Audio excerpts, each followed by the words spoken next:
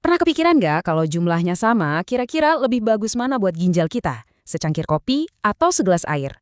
Nah, ini pertanyaan yang kelihatannya simple tapi penting banget. Dan hari ini kita akan bedah jawabannya sampai tuntas. Ini tuh bukan cuma perdebatan soal selera pagi hari loh. Ini tentang kesehatan jangka panjang salah satu organ kita yang paling kerja keras. Jadi, ayo kita cari tahu jawabannya berdasarkan data dan sains tentunya. Biar jawabannya jelas dan terstruktur, kita akan lewati 5 tahap.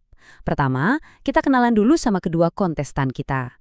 Terus, kita dalami efek kopi, lalu efek air. Setelah itu, kita adu langsung data keduanya, dan terakhir, kita simpulkan gimana sih keseimbangan yang paling pas buat kita. Oke, mari kita mulai pertarungannya. Tapi sebelum itu, biar adil kita harus tentuin dulu aturan mainnya, ya kan? Jadi gini, yang kita adu di sini tuh satu cangkir kopi, kira-kira isinya 150–200 ml, lawan air putih dengan jumlah yang sama persis. Tujuannya apa? Tujuannya jelas, kita mau lihat mana yang lebih jago buat ngelindungin ginjal kita dalam jangka panjang dan mencegah penyakit ginjal kronis atau PGK, itu loh kondisi di mana fungsi ginjal kita menurun pelan-pelan. Sekarang kita bahas penantang pertama kita, kopi. Minuman favorit jutaan orang di pagi hari ini, sebenarnya gimana sih efeknya ke ginjal kita? Nah, kopi ini ternyata efeknya kompleks. Pertama, kafein di dalamnya punya efek diuretik ringan, artinya bikin kita jadi sedikit lebih sering buang air kecil. Tapi, di sisi lain, kopi itu kaya akan polifenol. Anggap aja polifenol ini semacam bodyguard buat sel-sel ginjal kita, karena dia punya sifat antioksidan dan anti radang yang kuat banget. Tapi ada catatannya nih, buat kamu yang punya riwayat darah tinggi, harus hati-hati ya, karena kafein bisa bikin tekanan darah sedikit naik. Dan ini bukan cuma omong kosong loh, ada datanya.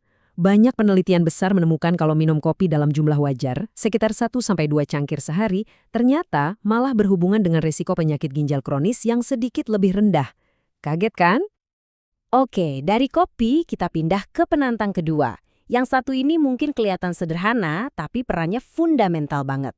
Iya, betul, air putih. Peran air itu kelihatannya simpel, tapi jangan salah, ini krusial banget. Air itu ibaratnya sistem pembilasan buat tubuh kita. Dia bantu ginjal ngebuang sampah kayak urea dan kreatinin. Dia juga bikin urin kita lebih encer, jadi bisa mencegah terbentuknya batu ginjal. Dan yang paling penting, air memastikan aliran darah ke ginjal itu lancar, jadi ginjal kita nggak kerja terlalu berat. Terus sebenarnya kita butuh minum air berapa banyak sih? Nah, ini ada rumus sederhananya. Coba deh, kalikan berat badan kamu dalam kilogram dengan 30–35. Misalnya berat kamu 60 kilo. Berarti kebutuhan air harianmu itu sekitar 1,8–2,1 liter. Gampang kan? Nah, ini dia bagian yang paling ditunggu-tunggu. Sekarang kita taruh kopi dan air sebelahan, kita bandingkan langsung pakai data. Siapa ya yang bakal menang? Oke, kita lihat kartu skornya. Gini cara bacanya. Lingkaran double itu artinya sangat baik. Lingkaran biasa artinya baik, dan segitiga artinya perlu hati-hati. Kita mulai ya. Soal hidrasi, jelas air juaranya. Tapi, kalau soal efek antioksidan, kopi yang menang telak. Untuk tekanan darah, air sangat aman, sementara kopi perlu sedikit kewaspadaan. Nah, yang menarik, untuk resiko PGK jangka panjang, ternyata dua-duanya sama-sama bagus. Tapi, kalau buat yang punya diabetes atau hipertensi, air jelas pilihan yang jauh lebih aman. Jadi, setelah lihat semua bukti ini, apa dong kesimpulan akhirnya? Apa yang harus kita lakukan setiap hari? Ini dia jawabannya. Buat kamu yang sehat walafiat, kuncinya adalah keseimbangan. Silakan nikmati secangkir kopi favoritmu, tapi jangan lupa penuhi juga kebutuhan air harian antara 1,5–2 liter. Beda cerita kalau sudah punya riwayat penyakit ginjal kronis. Kalau kondisinya begitu, prioritas utama harus air putih. Lebih baik hindari risiko dari kafein. Ada satu analogi keren yang bisa merangkum semua ini dengan sempurna. Bayangkan gini, dalam film tentang kesehatan ginjal, air itu adalah karakter utamanya, sang pahlawan. Nah, kopi itu adalah aktor pendukungnya yang hebat yang ngasih bonus-bonus manfaat. Jadi, strategi paling jitu buat melindungi ginjal kita itu ada 2 pilar. Pertama, kita perlu menekan stres oksidatif, dan disinilah kopi bisa bantu.